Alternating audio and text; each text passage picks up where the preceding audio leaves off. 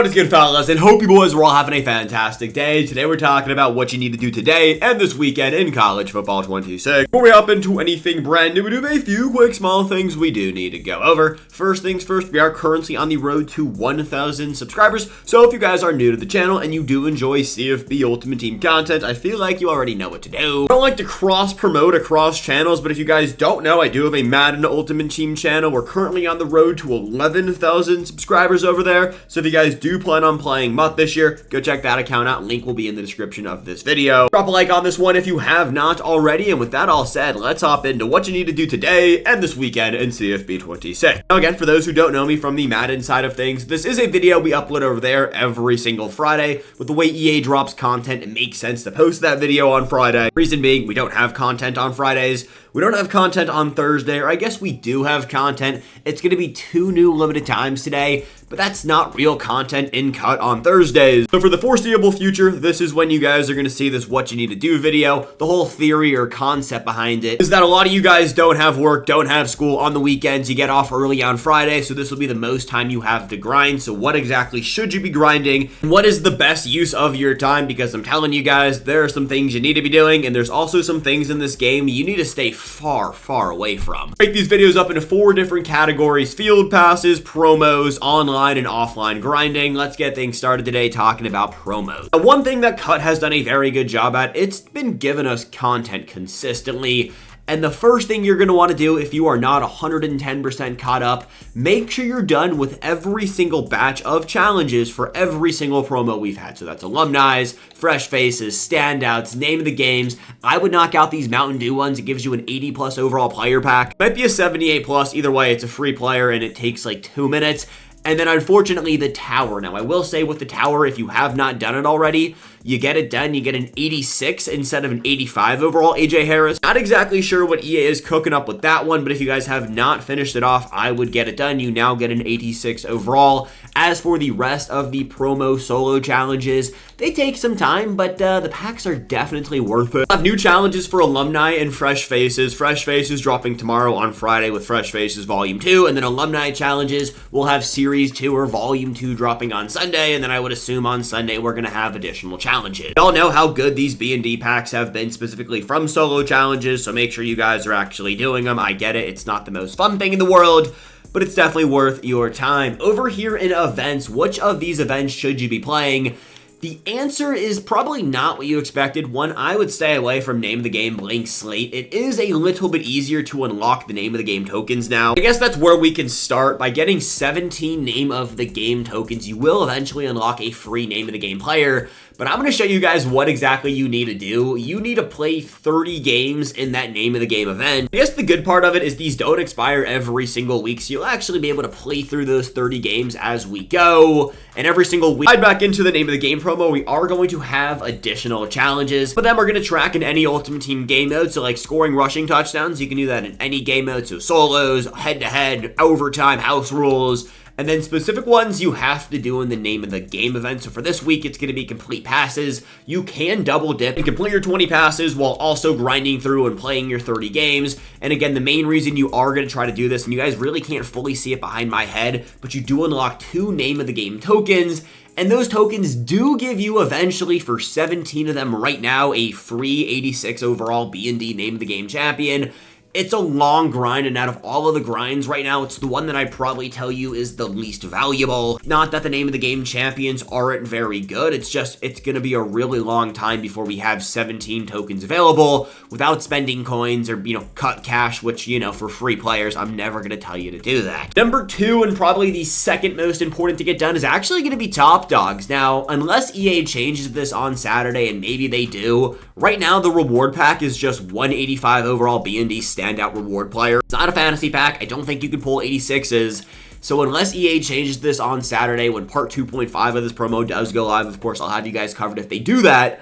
I wouldn't do it. I do think the 83 and like the 80 plus overall player packs to like 23 wins and 30 wins, these are fair game. I would keep grinding up to here. Once you get to 30 wins, I'm going to tell you to hold off and wait until Saturday. I mean, you can grind all the way up to 39 wins to see if they change this. I think there is a real chance EA does change this to an 85 plus overall or even an 86 overall B&D standout reward pack on Saturday. They've done it a few times in the game already. Going back to like AJ Harris, they literally just increased the overall on the card because we had an overall increase.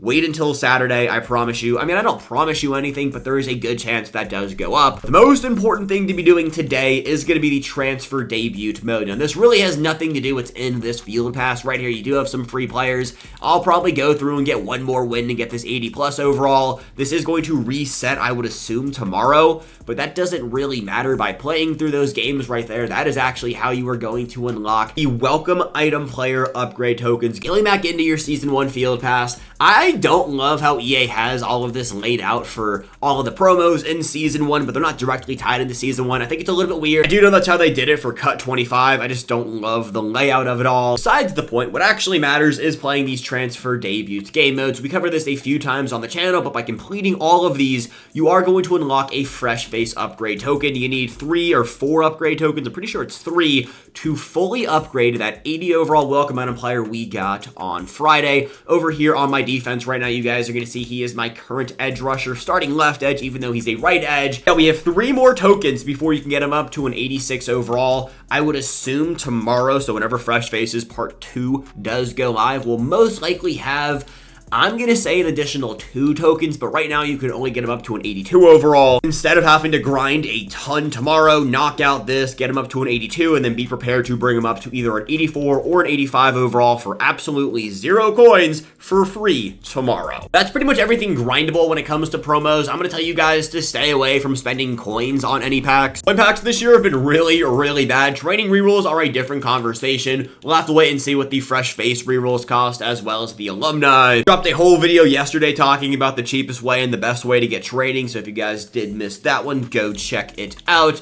And with that all said, let's slide on over and talk about Season 1, because yesterday we finally got new Season 1 XP. This is definitely going to be important. Grinding through your Season 1 Field Pass is essential. The rewards in here are actually very good. These B&D packs, I pulled an LTD out of one of these yesterday. Legit, the Season 1 Uncommon B&D Fantasy Pack, I pulled an 86 overall corner who dropped with the Fresh Face promo. Like, this is actually very good and very worth your time. I understand grinding through challenges, grinding through XP isn't necessarily the most fun thing in the world, but you're definitely going to want to knock it out. We also have new milestones in here. Get these done as soon as you can, especially if you're somebody who plans on playing MUT as well as Cut. As soon as we get Madden Ultimate Team in August, we only have so much time in a day. We only have so much time to sit here and grind Xbox, so just making sure you're on top of your things. We'll spend less time on Cut to play through MUT, even if you don't plan on playing MUT. These are still important to get done because, again, going back to how good the Season 1 fantasy packs are and just everything in the Season 1 Field Pass, especially these Season 1 trophies, it's really good. It's really worth it. I would just come in here and knock these things out as soon as you can. I do want to note, playing games only tracks in head-to-head and house rules. You have to play the entire game, but the rest of these will track in any Ultimate Team game. Same exact concept follows over here in your Week 2 objectives. Play games, win games, only track in head-to-head and solos, but passing touchdowns, achieve first downs, and gain special team yardages will track in any game mode. And then finally, the last thing tied into Season 1 is going to be over here in your Season 1 store. What should you be doing with your Season 1 trophies? It's not going to be a fun answer, but it's going to be hold on to these trophies. I haven't upgraded Kedrick Falk. He's kind of already outdated. You can only get him up to an 85 overall. We have 86 overall champions in the game. I would just begin saving. I would assume when we get another overall increase during Season 1, we do have 1 more remaining. We'll get an 87 overall B&D player. TJ Parker does look good. He's actually not in the catalog. Maybe he shows up today. Maybe he doesn't. But just so we're all on the same path right there, save your Season 1 trophies. There is going to be something else. Now let's talk about online game modes. What is the best game modes to grind? Now, tomorrow we will have the Gauntlet. The Gauntlet was super bugged last time it was here, but it is the best way to make coins, especially if you would consider yourself a comp player. It's a good time. Okay, it's not a good time. It's a sweaty time, but if you're good at the game, it's the best way to make coin. We also have overtime. We have head-to-head regular seasons. Reg games, they unfortunately increase the quarter length of how long a head-to-head regular season game is. I don't personally love that. It makes reg games take a little bit too much extra time for my personal liking, but by winning natties and getting those natty packs, you actually get some really solid rewards. So yes, I am going to say playing head-to-head regular seasons is worth your time. If you're looking for a quicker, faster paced online game mode, then overtime is going to be your best friend. It's college overtime. My favorite personal house rules from the Madden Ultimate Team side of things. So the fact that this is just a standard game mode, you guys know I've been playing this religiously. They did increase the pack odds, so now we have a 79 plus overall B&D player instead of a 78. I guess that's pretty cool. At 1 win, you get 300 coins. 2 wins, you get 5,000 coins. At 3 wins, you do get the 79 plus overall B&D player pack.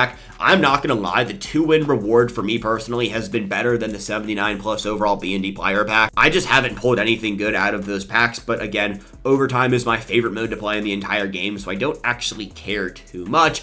And then finally, last but certainly not least, what is the best offline grindable mode to be playing? Study Hall is actually decently worth your time. Now it is offline games, but by winning 10 games, you're getting 50,000 coins for free. You can hop in this mode once per week. If you have time or you want to knock out your season 1 XP, I would go through and I would play through Study Hall. It's basically solo battles with just significantly better rewards. I will knock this out this weekend. Just come in here, toss on a movie, or watch a bunch of Moshi videos and knock them all out. And then finally, sliding back on over, I guess we can talk about solo challenges, specifically these Ultimate Team 101s. I haven't done these. I haven't done what's your offense, what's your defense. I would do them if you have time, but I don't consider them a priority. But that said, fellas, is everything you need to be doing today and this weekend in College Football 26. If you are new to the channel, road to 1,000, get on there, subscribe, drop a like if you have not already, and have a great rest of your Thursday. Peace, fellas. I love you guys. Have a good one.